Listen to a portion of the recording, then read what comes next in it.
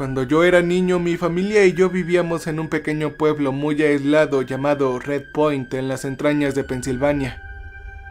No lo encontrarás en Google Maps ni en ningún mapa. El nombre de la ciudad cambió hace unos 15 años y, sinceramente, prefiero morir antes que volver ahí. Lamentablemente, creo que tendré que hacerlo. Grabo esto no como un testamento, sino más bien como una confesión de mis pecados pasados, que todos volvieron a condenarnos a mí y a mi familia. Solo espero que sobrevivamos a las consecuencias fatales y factibles de mi negligencia. Mi nombre es Abraham Sheen y nací en el mencionado pueblo Red Point en el año de 1953. Mi padre, Isaac Sheen, era profesor de astronomía y trabajaba en el observatorio local, que era la única razón de la existencia de nuestra pequeña ciudad. Mi madre, Sasha Sheen, era ama de casa, pero se graduó en finanzas. Creo que simplemente no le gustaba trabajar. Red Point es un nombre extraño para una ciudad, pero todo tiene sentido con un contexto. Jeremy Saylor fue un famoso ingeniero del siglo XIX que tenía una enorme propiedad ahí antes de que se construyera la ciudad. Tenía una pasión especial por las estrellas y creó un enorme observatorio particular dentro de su propiedad. A ese le llamó Red Point. También tenía un bosque entero, un lago, toneladas de edificios y una biblioteca personal. Lamentablemente, Jeremy nunca tuvo hijos y murió cuando se cayó de las escaleras de caracol del observatorio a los 36 años. Debido a que nadie era dueño legalmente del lote cuando esto sucedió, sus antiguos empleados literalmente se asentaron alrededor del lugar y rápidamente creció una pequeña ciudad a lo largo de Red Point. Todos los edificios fueron invadidos por los nuevos vecinos. Todos menos el observatorio, que permaneció cerrado durante años. Finalmente, en el año 1922 se creó formalmente la ciudad de Red Point y el observatorio fue nacionalizado y reabierto por el nuevo alcalde al año siguiente. No era de ninguna manera el mejor o más avanzado observatorio que tenía Pensilvania, pero era importante para los habitantes por el valor histórico y cultural. Incluso algunos turistas venían a visitarlo de vez en cuando. En 1947, mi padre fue empleado como uno de los científicos principales del observatorio. No sé exactamente en qué proyectos trabajó ni qué investigaron ahí, él nunca me lo dijo. Solo sé que casi todos los meses la escuela local hacía una excursión allí y él daba lecciones de astronomía. Cuando era niño tuve algunas de esas lecciones y recuerdo lo emocionado que me sentía al saber que mi padre era el científico todopoderoso que nos enseñaba todos esos asombrosos hechos sobre el cielo. De hecho, solo teníamos unos 20,000 ciudadanos en los años 60 y solo mi padre, otros 3 científicos y un conserje trabajaban en el observatorio. Y como todos los pueblos pequeños, teníamos una buena cantidad de historias espeluznantes. Sé que parece fuera de tema, pero necesitarás conocer todo el contexto antes de profundizar en mi historia personal. En mi juventud tenía un poco de interés en lo paranormal. No solo yo, sino también mis amigos. Durante las vacaciones de verano nos encontrábamos en el rancho de mi amigo Carl junto al lago de la ciudad y contábamos historias de fantasmas. Obviamente, la mayoría de nuestras historias fueron inventadas, pero a veces nuestros padres se reunían con nosotros y también contaban sus historias terroríficas. Y carajo, sus historias eran realmente aterradoras. Probablemente también eran falsas, pero muy aterradoras. Solo éramos chicos tratando de crear cuentos de terror, y ellos eran adultos que habían pasado por mucho y sabían cómo asustarnos. Debía tener unos 10 u 11 años cuando esto sucedió. Después de que me asusté tanto por una historia contada por la madre de mi amiga Lala, me oriné en mi cama y decidí que también aprendería a asustar. Miren, yo nunca he sido un gran admirador de la lectura antes de este evento, pero había estado en la biblioteca vieja un par de veces porque necesitaba investigar para mis tareas y todas esas cosas. Además, recordé que había una sección en la biblioteca a la que nunca fui, la tan llamada Zona Oscura. Jeremy Saylor tenía interés en el ocultismo, la parapsicología y la rareza en general. Sus libros seguían ahí incluso más de 50 años después y nadie se atrevía a alquilar algo de ese lugar. No al menos abiertamente.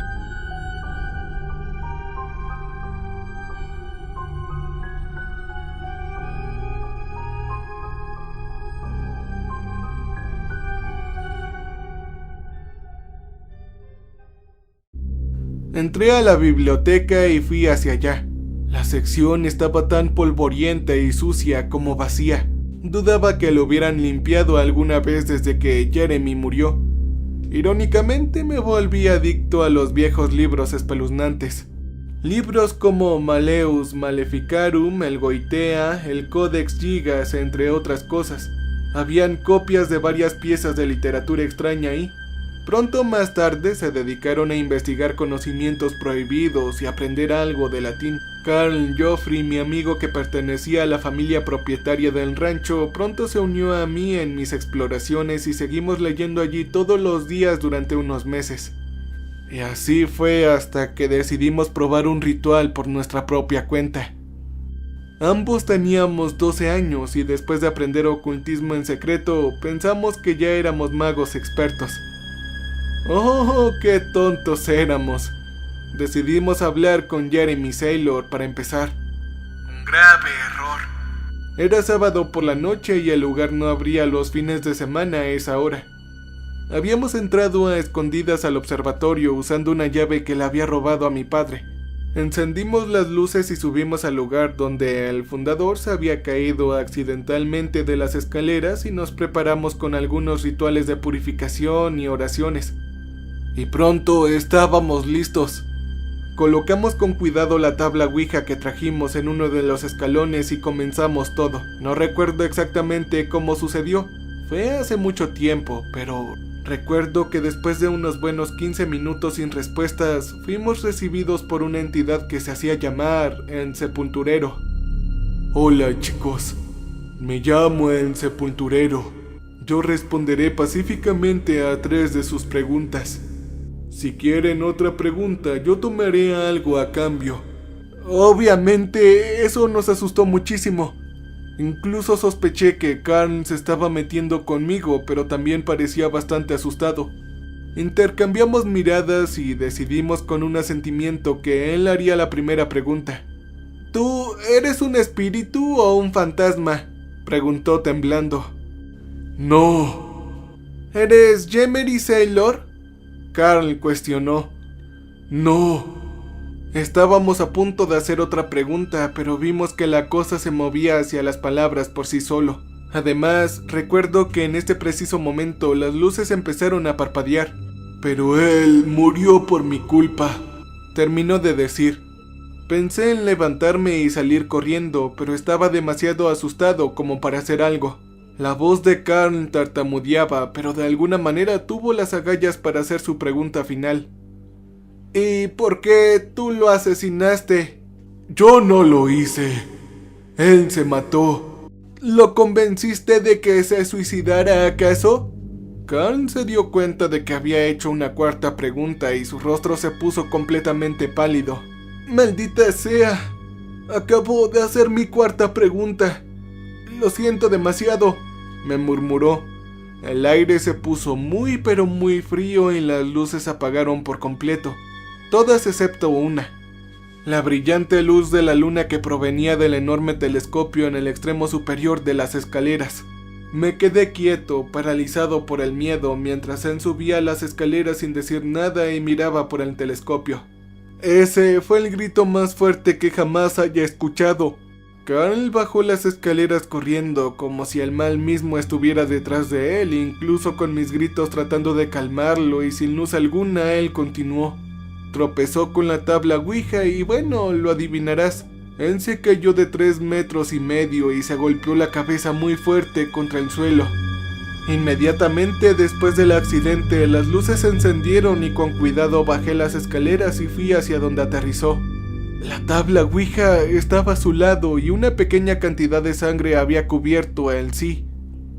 Es obvio que Carl no estaba bien y no estoy tratando de justificar de ninguna manera lo que hice, pero por favor, sepan que yo era solo un niño que pensaba que podía jugar con algo mucho más allá de mi comprensión. Pensé que si me quedaba ahí o intentaba ayudar a mi papá me prohibiría ir a la biblioteca o hablar con Carl o incluso volver al observatorio.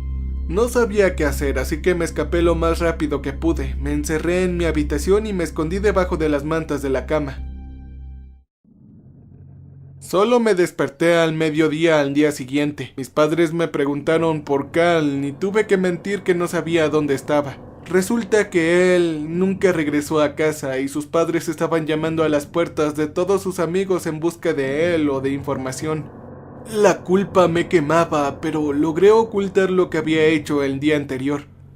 Me quedé la mayor parte de ese domingo en mi habitación orando para que se recuperara. Ellos encontraron a Carl cuando mi padre y sus compañeros de trabajo entraron al observatorio el lunes por la mañana. Él aún contaba con vida, pero inconsciente y con varias fracturas expuestas, incluida una en la columna vertebral. Inmediatamente lo llevaron a un hospital en Filadelfia y lo mantuvieron ahí durante meses. Él, me temo que nunca volvió a caminar. Tenía miedo de que estuviera enojado conmigo y no quería verlo, pero mi madre me llevó de cualquier manera el miércoles. Mi amigo estaba completamente cubierto de yeso. Solo podía mover la cabeza y el brazo izquierdo y tenía una cicatriz muy visible que comenzaba en la frente y bajaba hasta la barbilla, pasando por un extraño ojo que también fue removido en el accidente. Por si eso no fuera suficiente, su cerebro sufrió un trauma extremadamente grave que incapacitó casi por completo su capacidad para hablar. Mi querido amigo ya no podía formular oraciones completas. Lo siento mucho, Carl, le murmuré cuando mis padres fueron a tomar un café con sus amigos unos minutos después de que yo entrara en la habitación. Él agarró mi brazo con firmeza y con lágrimas cayendo de su único ojo, susurró: «¡Matar!», dijo y se señaló a sí mismo. Lo miré a los ojos. Tenía ojos de desesperación, miedo y desolación, de puro horror. Solo podía ver esas emociones en sus ojos. Esa única mirada me asustó más que todo lo que pasó antes. Carl no quería morir debido a su nueva condición o porque temía al sepulturero. Lo que vio en ese telescopio lo asustó para siempre, tanto que morir era la única forma de huir de lo que había visto. Yo no lo maté, traté de decirle que todo estaría bien, pero sabía que no lo haría. Nunca volví a ver a Carl después de eso. El viernes siguiente finalmente pudo volver a usar el otro brazo. Agarró un bolígrafo y se sacó el ojo que le quedaba antes de penetrar su frente con tanta fuerza que solo se lo pudieron quitar con cirugía. Los médicos pudieron salvarlo, pero Carl básicamente se dio a sí mismo anencefalia. Murió 2 o 3 años después cuando una rata decidió vivir en sus entrañas y se comió sus órganos funcionales. Este horrible hecho me hizo perder inmediatamente todo el interés que tenía por el ocultismo. De hecho, agarré todos mis diarios mágicos, tableros Ouija, amuletos y cosas relacionadas con el ocultismo y los enterré todo en una caja en mi patio trasero. Empecé a visitar a un psicólogo y adquirí una fobia severa del observatorio. Incluso hablar de esto envió escalofríos por mi columna vertebral. No hace falta decir que mi relación con mi padre se vio gravemente afectada. Él siempre hablaba de astronomía, y verlo me recordaba al observatorio. Varios años después, mi terapeuta y yo comenzamos un tratamiento específico para eliminar mi miedo del observatorio, que se volvió tan crítico que incluso mirar al cielo me hacía llorar de miedo. Comencé a enfrentar mis miedos estudiando astronomía. Yo terminé convirtiéndome en un hombre de ciencia, yendo cada vez que podía al observatorio con mi padre y mirando las estrellas con el telescopio. Mis recuerdos de Carl, el ocultismo, el sepulturero y las estrellas fueron reprimidos, y de alguna manera terminé olvidándome de todo. Carl era simplemente un amigo suicida de la infancia que fue al observatorio para quitarse su vida. Alguna vez tuve interés en la magia o algo así, pero ciertamente la magia no existe. Lo único en que creía ahora era la ciencia, y ya ni siquiera sabía que era una tabla Ouija. A los 17 años fui a estudiar astronomía a Nueva York y unos años más tarde fui oficialmente astrónomo. Mi padre organizó fácilmente que tuviera una pasantía en Red Point y por supuesto fui ahí para trabajar con él. El observatorio ya no era de ninguna manera un lugar espeluznante, sino más bien era una casa de contemplación cósmica y ciencia. Incluso bromeábamos frecuentemente sobre las 2 tragedias que se desarrollaron allí. En broma llamamos a las escaleras de caracol las escaleras en espiral de Doom. 1 o 2 años después de que fui contratado oficialmente como miembro del observatorio, el conserje sucumbió a la vejez. Tenía al menos 70 años. Así que comenzamos a hacer la limpieza nosotros mismos porque nos permitíamos comprar algunos equipos nuevos o algo así. No lo recuerdo muy bien, pero lo que sí recuerdo son los eventos que sucedieron el 12 de agosto de 1977. Eran las 6 de la tarde, nuestro turno de trabajo había terminado y mi padre y yo estábamos apagando los equipos y preparándonos para irnos, cuando dos de los otros científicos, Spencer y Victor, decidieron que encenderían la enorme televisión que tenían en la sala principal y comerían un poco de barbacoa. No era atípico de ellos. Victor y Spencer hacían eso todos los fines de semana. Nos invitaron y mi padre accedió a unirse a ellos, pero me encargaron de limpiar todo ese día porque uno de los otros científicos había viajado a Italia y estaba demasiado cansado. Finalmente terminé yéndome a mi casa. 2 o 3 horas después, mi padre llamó a casa. Mi madre tomó el teléfono y me lo dio. Mi papá me dijo que les comprara cervezas en el supermercado cercano porque habían encontrado un tablero rojo divertido con el que estaban jugando o algo así. No correlacioné las cosas al principio, pero ojalá lo hubiera hecho. Ojalá les hubiera dicho que dejaran de jugar y se fueran al maldito lugar de inmediato. Pero mis recuerdos de lo sucedido estuvieron enterrados durante casi 10 años. Todo sucedió en menos de 15 minutos. Fui al supermercado cercano, compré 2 paquetes de cerveza, caminé hasta el observatorio y entré. Ahí me recibió una visión de Spencer y mi papá tratando de inmovilizar a Victor. El pobre hombre estaba tratando de apuñalar sus propios ojos con el cuchillo de carne que usaron en la barbacoa. Frente a la televisión yacía la tabla Ouija y luego todos los recuerdos que había reprimido cuidadosamente durante tanto tiempo volvieron a mi mente. Por favor, déjenme morir, por favor, ya no quiero verlo más. Víctor gritó de horror. Hijo, ven acá, ayúdanos, por favor. Mi padre gritó claramente luchando por sostener a su colega. Fue un espectáculo extraño y sangriento. Víctor siempre fue muy delgado, bajo y en ese momento apenas pesaba 60 kilogramos, mientras que mi padre y Spencer eran un poco gordos y significativamente más altos que él. Sin embargo, estaba claramente a punto de superarlos. Dejé caer las cervezas y fui a ayudarlos.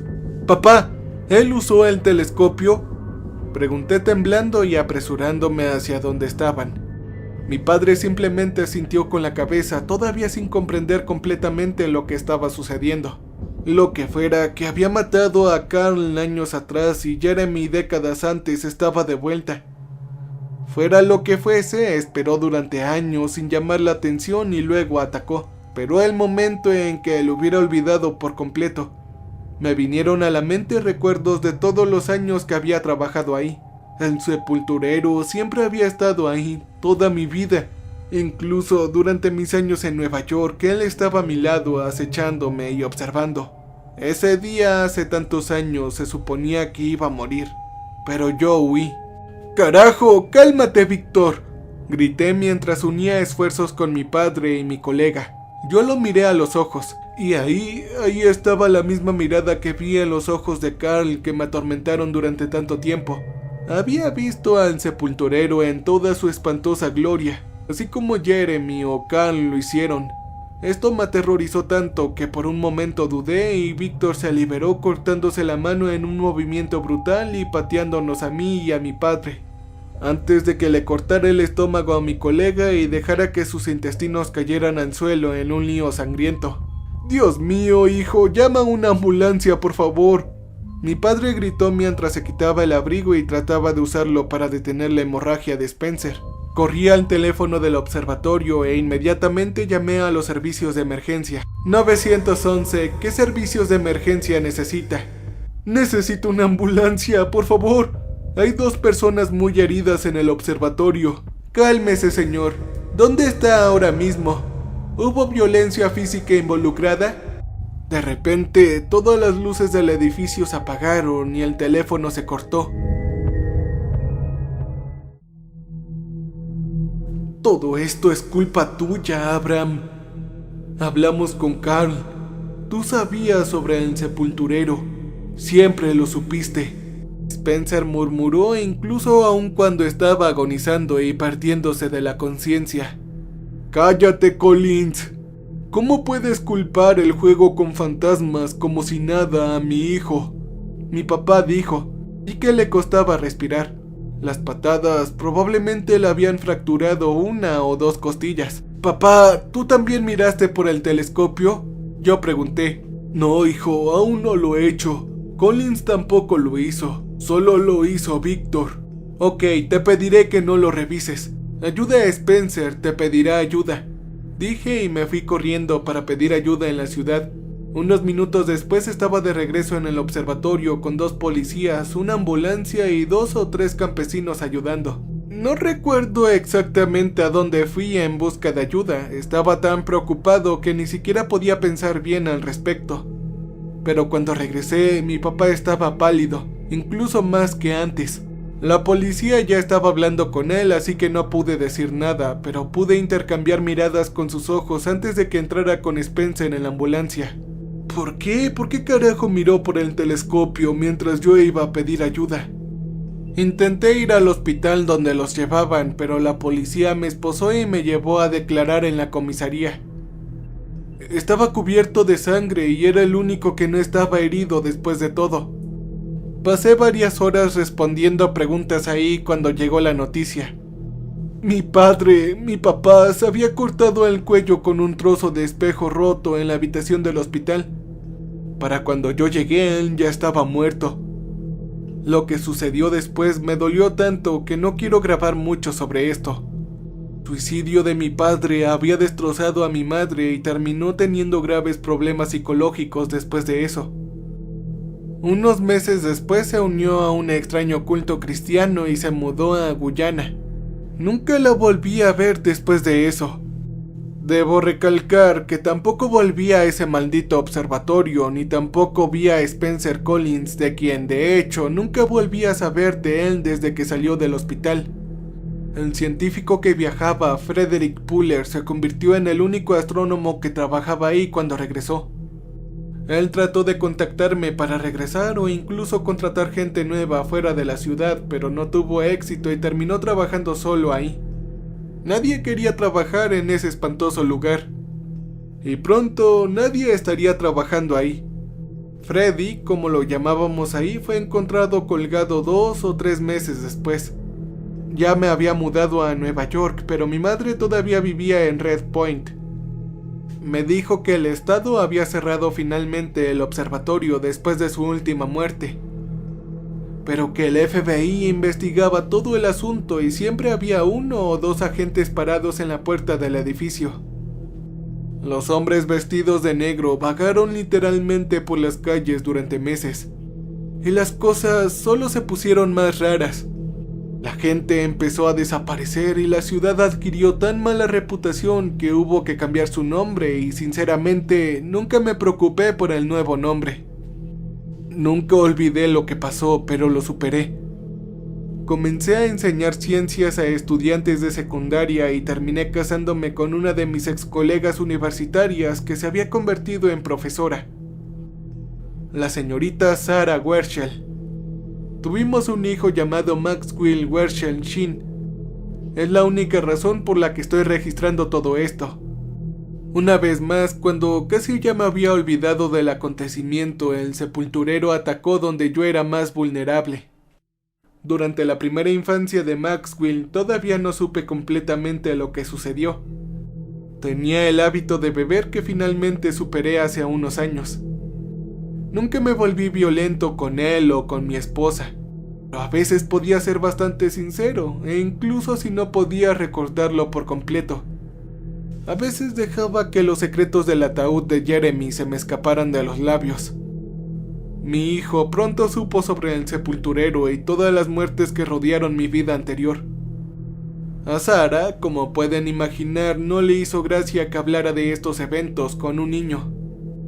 Con su ayuda luché y derroté mi adicción al alcohol, pero el daño ya estaba hecho. Mi hijo creció sabiendo que algo extraño sucedió ahí, pero sin saber qué era exactamente o qué era el sepulturero. Y no puedo culparlo. Yo sigo sin saber qué es el sepulturero ni qué quiere. Como ordenó mi esposa, nunca hablé con él abiertamente sobre este suceso. La hacía mal. Al no hablar de los desesperados que eran para mí los eventos de mi ciudad natal, le permití ir y tratar de descubrirlos por sí mismo. Mi hijo, junto con algunos amigos de su universidad, decidieron comprar una cámara e ir a explorar la ciudad. Traté de evitar que lo hicieran, pero ya eran demasiado curiosos y me llamaban paranoico. Ahora estoy en un autobús que se dirige al ataúd de Jeremy en este momento, o lo que queda de él. La ciudad parece un jodido pueblo fantasma y la mayor parte ahora es viejo y en descomposición.